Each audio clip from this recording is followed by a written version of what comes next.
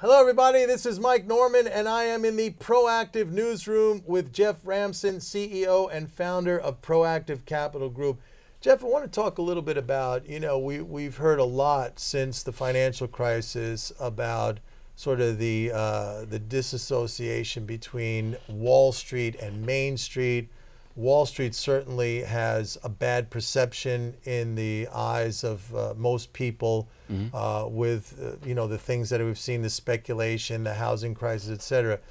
What do you see now as one area where Main Street is sort of coming back to Wall Street in terms of its traditional role as Wall Street being a capital raiser? I think you did mention, it has to do with the biotech industry. Yeah, I believe that. I think that the biotech space provides really a great opportunity to bridge that gap between what Wall Street should be doing and what Main Street is expecting. Wall Street's purpose is to bring investment opportunities to the public and allow the public to really help companies raise appropriate capital for development. And the biotech community is ripe with opportunities like that. So, and Proactive, your company basically straddles both sectors. I mean, you're hooked into Wall Street and the investor class, and also since you advocate and work for particular companies, we can call that Main Street. So a lot of what you do is bringing the two together in one way or another, correct? Correct. That's exactly right. So what we do is we take our clients, which we think provide significant opportunities, and we bring them to the investor community to try to raise awareness and hopefully broaden the appeal of the company as an investment opportunity. And as we also use social media and other digital media means to raise awareness amongst the Main Street community. And try to generate interest, whether it be from investors or other stakeholders that have an interest in the development of drugs or healthcare initiatives that our clients are working on. Let's talk about that, the distinction between stakeholders and stockholders. Now, you might have clients who come to you with an interest in having more shareholders, more stockholders. And what do you say to them? Look, here's the way to go about it. We got to get the buzz from the outside looking in, Correct. Right? That's exactly right. We have to always stay focused on, we are always trying to get shareholders. That is our primary function. As an adjunct to that, or as a very important strategy along with that, it's my belief, and our clients are starting to really accept this as a way of going about this, is to really create a much larger stakeholder community. And by stakeholder, I mean anybody who has an interest in the outcome of what that company is doing.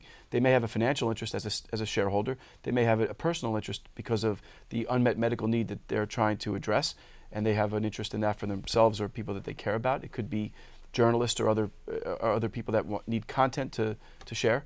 It could be competitors. Anyone who's got an interest is a stakeholder. And to me, our companies want voice and they want buzz. So if we can create interest among those groups, that creates awareness. A much larger stakeholder group will bring in additional shareholders.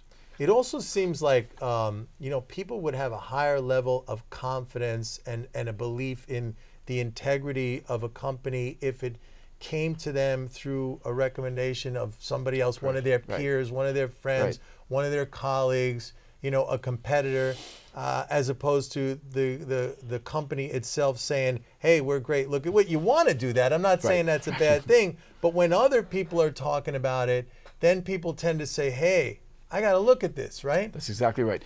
We're paid to tell everyone the companies we represent are great, but what we want to really do is we want to put it out in the community and let them make their own decision, and hopefully they feel the same way, and then it's third-party advocacy, and that is the most valuable form of validation you can get.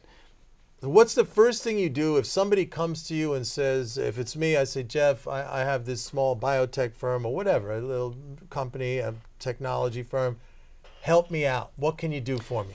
Well, the first thing we do is we want to go out and do what we call a social media audit or social media diagnostic. We want to see what's out there already about the company or what's important to the company. Find out who the key influencers on the web that are already speaking about these things and get a sense of the landscape. Then what we do is we help the company architect and build a social media distribution platform so that as they start to build community interest, they can share information through that distribution platform. The third level of what we do, which is part of our PRISM program, is we encourage our clients, or we can do that for them and with them, is engage. Engage with the key influencers on the web, the people that actually matter and could become those third-party advocates. How successful have you been in when you create you know, the articles or the content or the video, for example, that it gets picked up by some of the mainstream media? Successful, on the whole, successful. A lot of our companies, as you know, are smaller, so it's a much more work to get them picked up by mainstream media, but we've had quite a bit of success there. And what I also find is that the key people, the key managers of the companies, become very attractive to traditional media outlets. Well, Jeff, it sounds very exciting, and there's no question in my mind, and I think in most people's minds, that social media, it's here to stay, and it represents a huge opportunity for many, many companies out there. Thanks very much. Thanks, Mike. That's it for now, folks. This is Mike Norman saying see you next time. Bye-bye.